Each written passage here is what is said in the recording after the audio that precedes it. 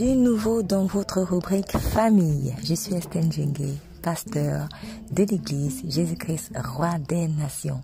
Je vous souhaite une bonne écoute. Jésus-Christ vous aime énormément.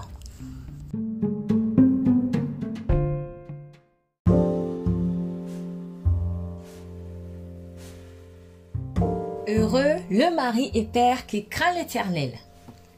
Psaume 128, versets 1 à 6, nous lisons: Heureux l'homme qui craint l'Éternel et marche dans ses voies, car tu mangeras du travail de tes mains, tu seras bien heureux et tu prospéreras. Ta femme sera dans ta maison comme une vigne abondante en fruits, et tes enfants comme des plants d'olivier autour de ta table. Oui, c'est ainsi que sera béni l'homme qui craint l'Éternel. En tant que mari et père, l'homme a une grande responsabilité devant Dieu par rapport à la famille qu'il a fondée. À cette responsabilité, comme à toute responsabilité que nous prendrons au sérieux pour Dieu, sont attachées de grandes bénédictions. Si le proverbe 31 fait l'éloge de la femme vertueuse qui est bénie, le psaume 128 fait également une éloge à l'homme qui craint l'Éternel, qui est béni.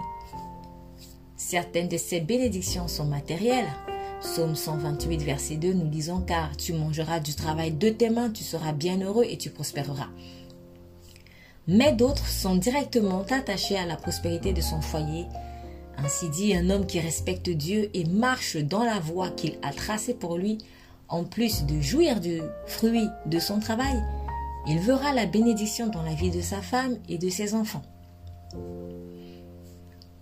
Lorsque le mari met Dieu en premier dans sa vie, il devient un canal de bénédiction, d'abord pour sa femme comparée à une vigne abondante en fruits. C'est l'image de la fécondité à la fois physique, matérielle et spirituelle, car la révérence qu'un homme aura vis-à-vis de Dieu déteindra assurément sur sa femme. C'est aussi dans ce sens que l'apôtre Paul dit: « Marie, aimez votre femme comme Christ a aimé l'Église. Il s'est donné lui-même pour elle afin de la conduire à la sainteté, après l'avoir purifiée et lavée par l'eau de la parole, pour faire paraître devant lui cette Église glorieuse, sans tache, ni ride, ni rien de semblable, mais sainte et irréprochable. » C'est ainsi que les maris doivent aimer leur femme comme leur propre corps. Éphésiens 5, versets 25 à 28.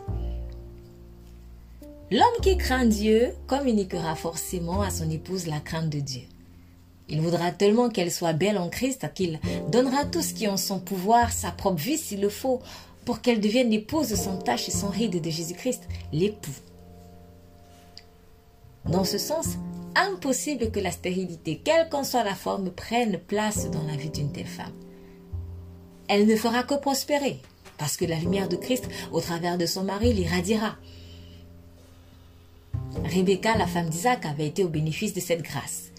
Celle qui était stérile a été bénie par Dieu grâce à l'intercession de son mari, qui marchait dans la crainte de Dieu et qui avait la foi en ce qu'il était capable de rendre féconds les stériles. Il était d'ailleurs lui-même le fruit d'un tel miracle, étant né d'une femme de 90 ans et d'un père de 100 ans. Isaac avait baigné dans la crainte de Dieu que lui avait inculqué ses parents. Cela avait été un canal de bénédiction pour Rebecca, devenue la mère de jumeaux. L'image de la vigne dans le psaume 128, verset 3 n'est pas anodine. Son fruit produit du vin, symbole entre autres de l'ivresse de l'amour. La crainte de Dieu garantit donc à un homme de vivre véritablement l'amour avec sa femme, à l'image de la relation entre l'homme et la femme dans le livre de Cantiques des Cantiques. Mais il n'y a pas que la femme qui sera bénie dans le foyer de l'homme vertueux. Le verset 3 du psaume 128 dit aussi: « Et tes enfants comme des plants d'olivier autour de ta table. » En tant que père, un homme qui craint vraiment Dieu et lui obéit aura la grâce de voir ses enfants prospérer.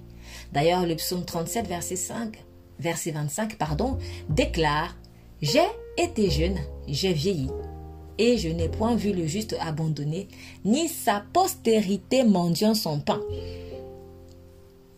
Les enfants de l'homme qui révèrent l'Éternel ne manqueront jamais de rien à cause de la fidélité de leur père vis-à-vis de Dieu. Le père qui a craint donc l'Éternel toute sa vie a mis ses enfants à l'abri du manque.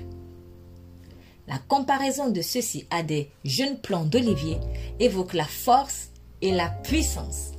On peut le voir dans le psaume 127, versets 3 à 5, nous lisons « Voici, des fils sont un héritage de l'Éternel, le fruit des entrailles est une récompense. Comme les flèches dans la main d'un guerrier, ainsi sont les fils de la jeunesse. Heureux l'homme qui en a rempli son carquois.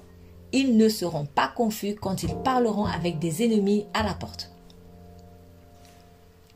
Mais derrière l'image du plant d'olivier, on voit aussi la douceur et la joie dans la relation que l'homme qui craint l'Éternel aura la grâce d'avoir avec ses enfants. C'est le désir de tout père. Proverbe 15, verset 20, un fils sage fait la joie de son père. Proverbe 10, verset 1, un fils sage fait la joie d'un père et un fils insensé le chagrin de sa mère.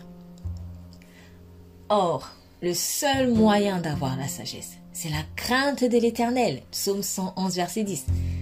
En l'enseignant donc à ses enfants, un père se garantit une bonne relation avec ses fils et ses filles. Le psaume 25, versets 12 à 13 dit par ailleurs « Quel est l'homme qui craint l'Éternel? L'Éternel lui montre la voie qu'il doit choisir. Son âme reposera dans le bonheur et sa postérité possédera le pays. » Les enfants d'un homme qui a été fidèle avec Dieu seront des conquérants et réussiront dans ce qu'ils entreprendront conformément à cette promesse que Dieu fit à son peuple et à Josué et Caleb en particulier dans la conquête de leur terre promise qu'est Canaan. Deutéronome 11, verset 24, promesse à Israël, « Tout lieu que foulera la plante de votre pied sera à vous. » Josué 1, verset 3, promesse à Josué, comme je l'ai promis à Moïse, je vous accorde la propriété de tout endroit où vous poserez le pied. Josué 14, verset 9, promesse à Caleb. Ce jour-là, Moïse me promit solennellement, que je recevrai en partage le pays que j'avais parcouru et que celui-ci appartiendrait à moi et à mes descendants pour toujours, à cause de ma fidélité au Seigneur Dieu. Cette promesse, Dieu l'a fait après qu'il ait recommandé ceci à son peuple. Deutéronome 11, versets 18 à 19, nous lisons « Mettez dans votre cœur et dans votre âme ces paroles que je vous dis. Vous les lirez comme un signe sur vos mains et elles seront comme des frontaux entre vos yeux. Vous les enseignerez à vos enfants et vous leur en parlerez quand tu seras dans ta maison, quand tu iras en voyage, quand tu te coucheras et quand tu te lèveras. » C'est donc surtout l'enseignement des voies de Dieu à ses enfants qui feront que leur Père les verra prospérer. Finalement, la meilleure richesse qu'un homme puisse léguer à sa famille, en particulier à sa femme et à ses descendants, c'est la crainte de Dieu. Par là, il est sûr qu'ils vivront prospères selon Dieu. Alors, Marie, Père, marche dans la crainte de l'Éternel et le bonheur reposera dans ta maison. Nous prions. Père céleste, fais-moi marcher dans la crainte de ton nom, en obéissant à ta parole, afin que ta prospérité coule dans ma vie, dans celle de ma femme et de mes enfants. Au nom de Jésus-Christ, je te le demande. Amen. Vous êtes bénis.